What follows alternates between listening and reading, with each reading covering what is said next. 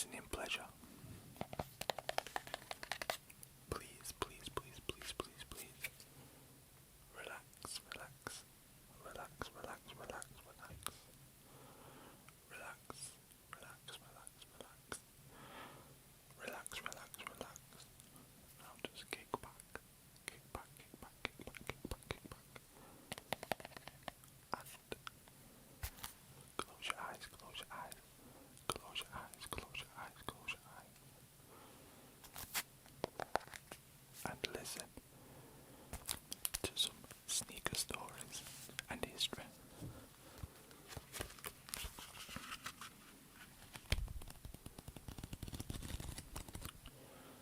We're going to pick up where we left off.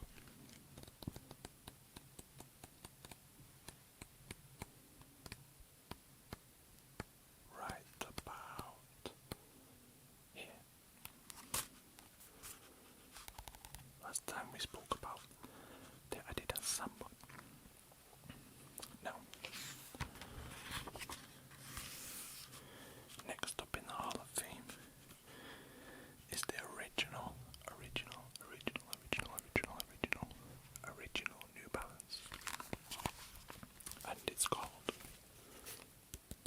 the New Balance Trackstar. So relax, relax, relax, relax, relax, relax, relax. Close your eyes, close your eyes, close your eyes, close your eyes, close your eyes. The New Balance Trackstar, a Massachusetts-based company. New Balance started in the early 1900s, but in those years it had mainly involved in orthopedic shoe development, concentrating on arch supports to give wearers New Balance. Up until 1961, it had made only small forays into the running world, but the state capital, Boston, was fast becoming a major base for marathon running and athletics in general.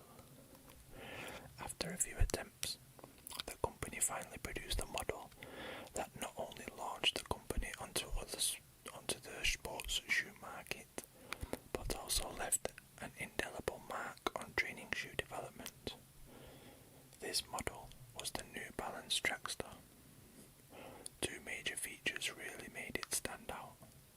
First, the Trackstar was the world's first performance running shoe made with a rippled rubber sole, later adopted by many other companies.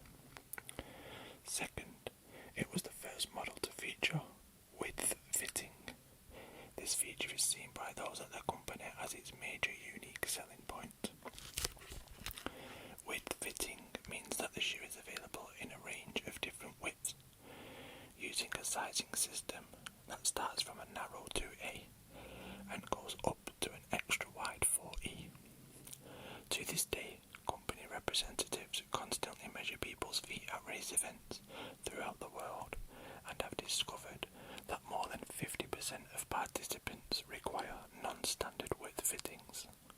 However, the Trackstar is also unique in New Balance terms, as it is one of the only models produced by the company that does not use its unique numbering system to differentiate the various models.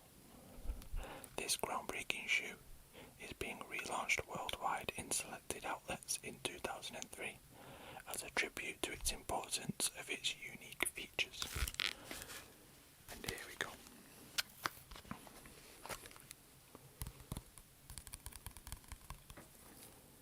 If your eyes are open, you can see some examples here.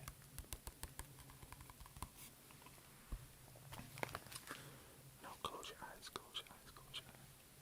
Relax, relax, relax, relax, relax, relax. Relax, relax, relax, relax, relax.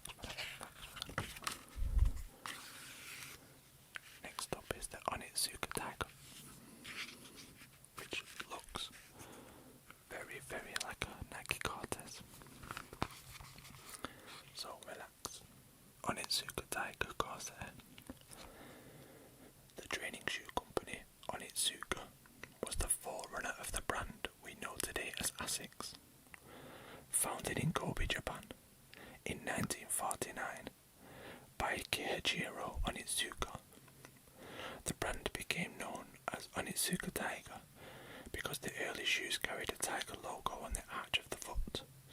Later on, the tiger straps were added to the sides of the shoe.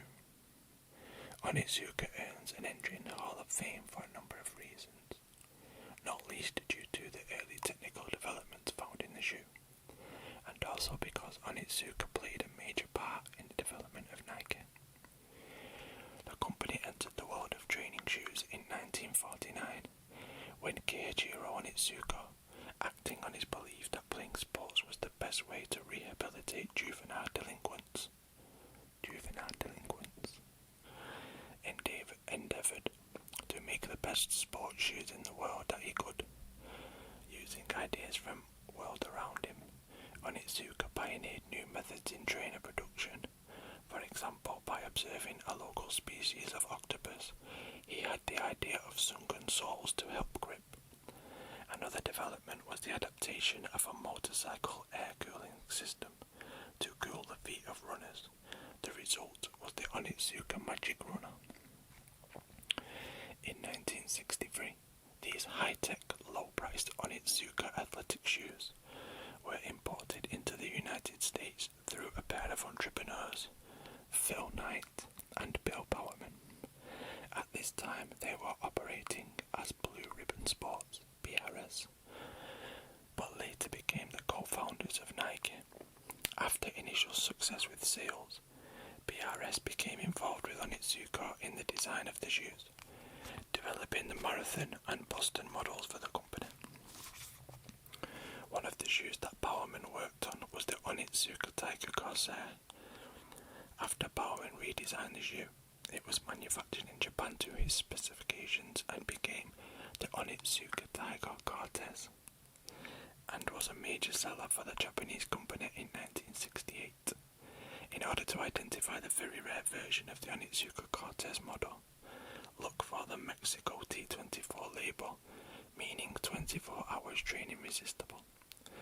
The two operations later split, and in 1972, the American duo went totally alone and formed Nike. The Cortez name was kept by Nike and became the now famous Nike Cortez. See pages 34 and 5.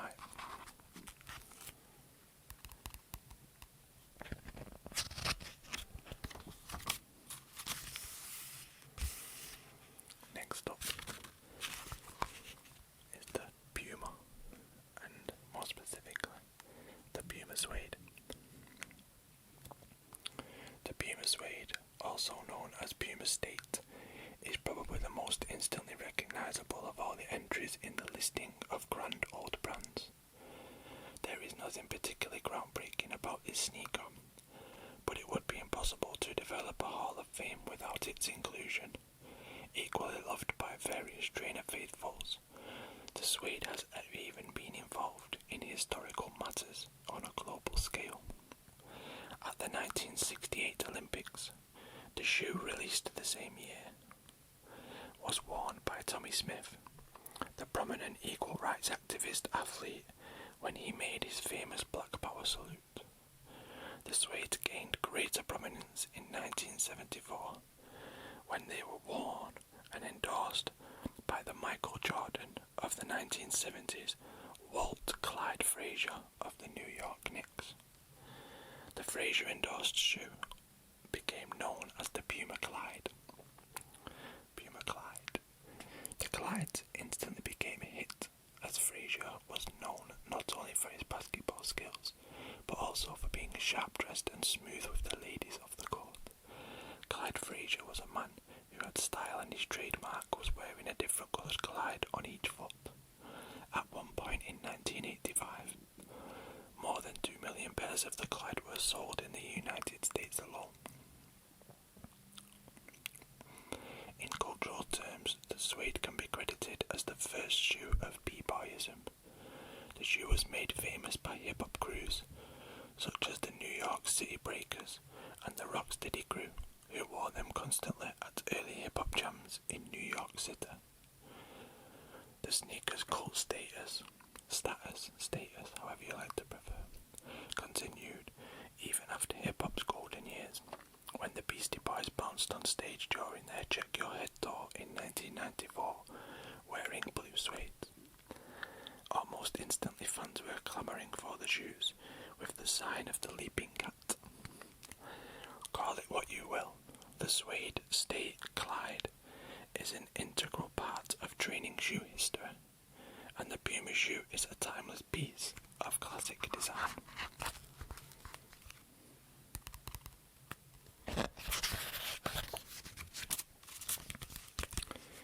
Next up is another famous hip-hop pioneered shoe, the Adidas Superstar. Say the term old school to anyone, and probably the first sneakers that spring to mind are the Adidas Superstar, or Adidas, whichever you prefer, which arguably could be termed the classic of all classics, How else do you explain the fact that a training shoe, first introduced in 1969, was still the biggest selling shoe globally in 2001? Even though the Superstar was the first low-top basketball shoe to feature an all-leather upper, it is not for its technological features that it enters the Hall of Fame. This shoe's inclusion can be attributed to the cultural effect it has had throughout the world. Basically, the Superstar can be seen every day, everywhere around the globe, in all types of places and on all kinds of feet. The feature that gave the shoe its famous nickname, the rubber shell toe, was developed as a means of protecting the toes of basketball players. The rubber cap did give protection and stability, but the moulding also resembled the outside of a shell, and so the nickname was born. Legend has it the initial request for the design came from the one and only Kareem Abdul-Jabbar, who wore the shoes on their release.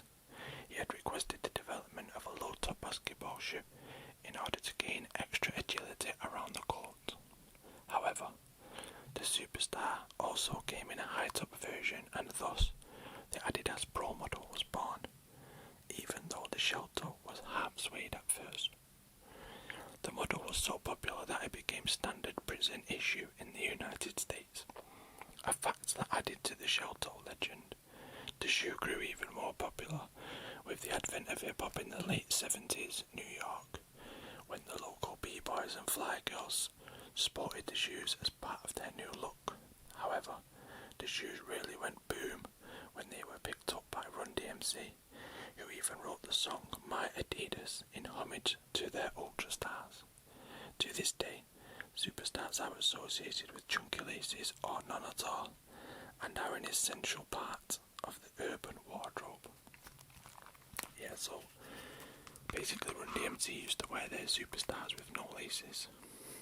Crazy, but fashion is fashion. Okay, so we'll stick with Adidas, and this will be the last one. So the next up in the Hall of Fame is the Adidas Stan Smith. Sometimes less is more, and this is certainly the case with the Adidas Stan Smith. This is another entry that has been included in the Hall of Fame due to the enduring quality of the design and the long-lasting effect it has had on trainer design and culture. Some shoes are popular in one country and not another, but the shoe we know as the Stan Smith is one of the few designs that you will see in every city around the world. Introduced way back in 1965, the sneaker was unique as the first all-leather performance tennis shoe. However, the shoe was also unique visually. Instead of the usual external 3 Adidas stripes, there are 3 rows of perforations through the leather upper. However, the shoe did not always exhibit Stan Smith's famous face on the tongue of the shoe. When first introduced, the model was originally endorsed by a lesser-known French tennis player, Robert Hylett. Then it was Mr. Hylett's name on the tongue. History took another turn when, in 1971, the shoes were endorsed and renamed after an American, the recent US Open winner, Stan Smith.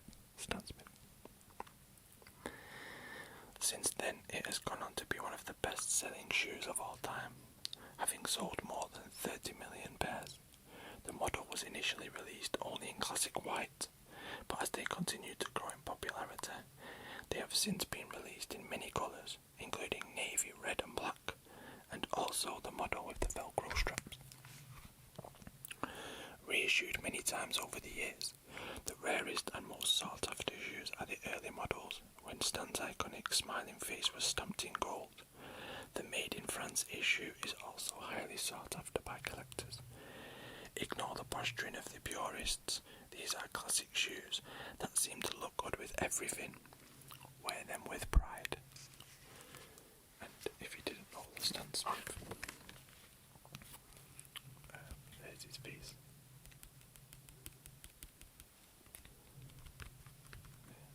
The green. And then here is the Superstars, the shell toe. You can see here these have barely got laces in them. And also, last one. Oh, no, not last one. You can see here the Puma suedes. Or Puma Glide. You can see why the Onitsuka Corsair was also the Nike Cortez. It's pretty much the same shoe. You can see the tag here.